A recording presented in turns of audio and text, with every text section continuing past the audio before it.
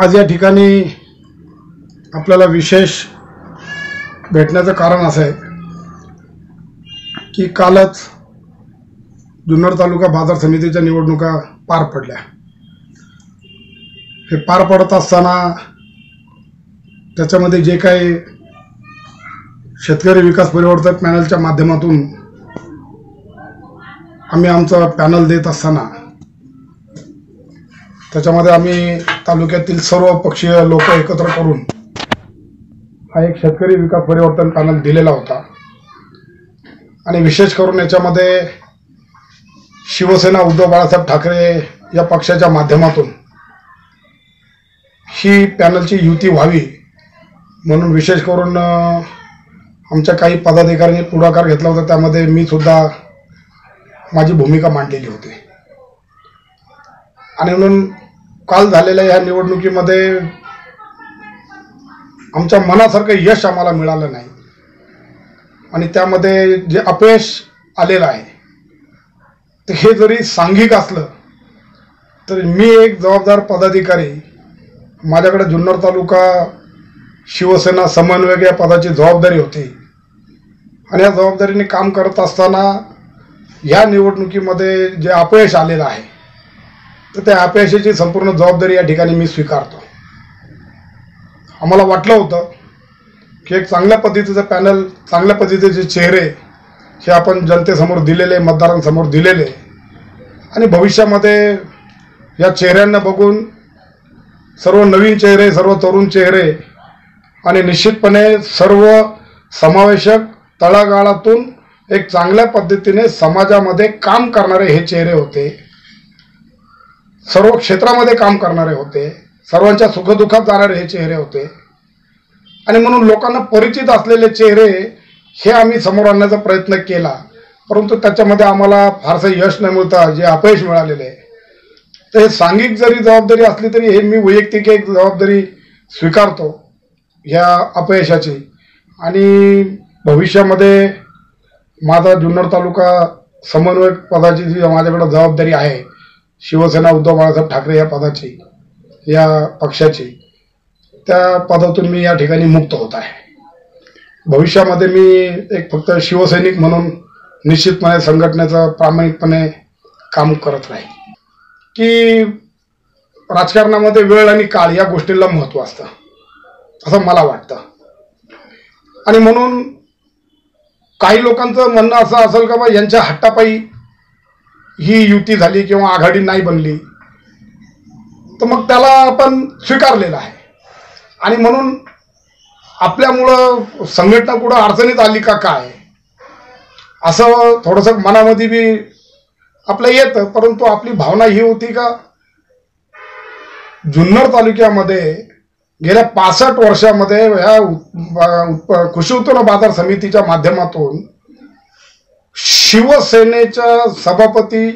शिवसेनेला सभापती पदाची संधी मिळालेली होती आणि ही संधी मिळत असताना ह्याच्यामध्ये ज्यांच्या बरोबर आम्ही युती केली ह्याच्यामध्ये प्रमुख नेत्या होत्या आशाताई बुचके, शरददादा सोनवणे, रघुनाथ शेठजी लेंडे आणि आमचे माऊली शेठजी खंडागळे।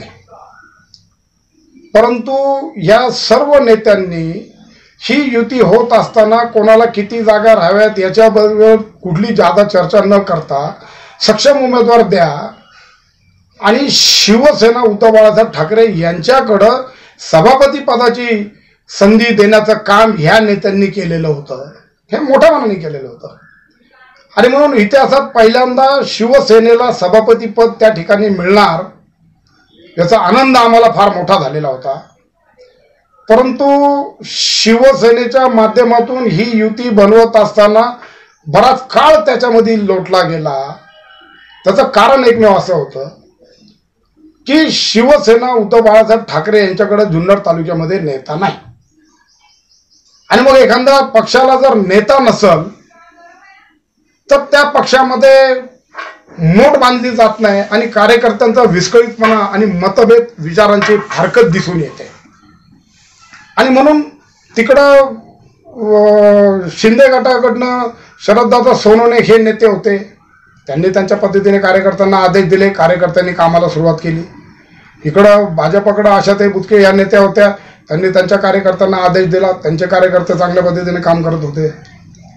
रघुनाथ शेठ लेंडे हे राष्ट्रवादीचे बाहेर निघालेला गट होता, त्यांनी त्यांच्या कार्यकर्त्यांना आदेश दिला, ते चांगल्या पद्धतीने काम करत होते.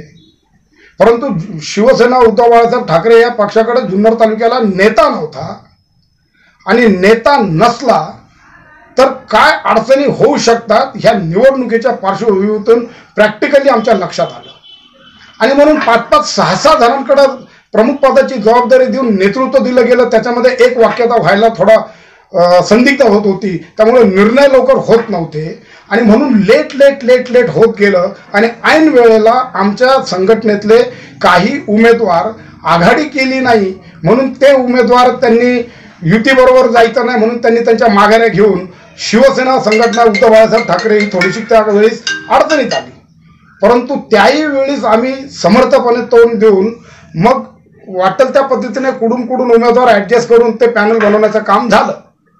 परंतु थोडंसं माझं मत असं आहे का थोडंसं मग ते पॅनल थोडंसं वीक झालं. ठरल्याप्रमाणे जे उमेदवार होते ते उमेदवार जर सर्वच आले असते तर निश्चितपणे त्याच्यामध्ये चांगलं यश मिळालं बी असतं. परंतु आता ज्याचा वैयक्तिक विचार आहे त्याच्यावरती आपण लादू शकत नाही, आपण फक्त विचार मांडू शकतो. परंतु जर नेताच नसेल तर पक्ष कसा चालू शकतो याचं प्रत्यंतर ह्या निवडणुकीमध्ये आल्यामुळं मला असं वाटलं का जिथं जर नेता जर निवडीचा जर होत नसेल तर त्या पक्षामध्ये जबाबदारी आपण पक्षाची पदाची स्वीकारली, त्या पदाला न्याय देत असताना या ठिकाणी या निवडणुकीमध्ये आम्ही कमी पडलो. आणि म्हणून कोणाच्या डोक्यावरती खापर फोडण्यापेक्षा आपण पुढाकार घेतला होता, त्या ठिकाणी आपणच त्या अपयशाची जबाबदारी स्वीकारून या पदातून मी मुक्त होण्याचं ठरवलेलं आहे. कार्यकर्ते अतिशय चांगल्या पद्धतीने काम करत होते. तालुक्यातील संघटनेतील शिवसेना उद्धव बाळासाहेब ठाकरे या पक्षाचे सर्व कार्यकर्ते जीवानिशी काम करत होते. ज्याला जी जबाबदारी दिली त्यांनी त्याच्या भागामध्ये ही जबाबदारी पार पाडली. त्यांच्याबद्दल कुठेही आपल्याला शंका नाही, काय नाही. संघटनात्मक काम चांगलं होतं.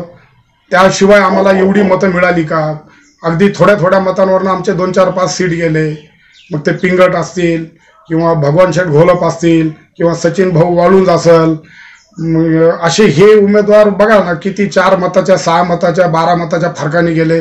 अशोकदादा दरेकर असतील, हे चांगले उमेदवार. मग एवढी मतं मिळाली, हे कार्यकर्त्यांनी काम केल्याशिवाय मिळाली नाही. त्यामुळे कार्यकर्ते सगळे काम करत होते, संघटना आलबेले, त्याच्याबद्दल कुठलेही वाद नाही.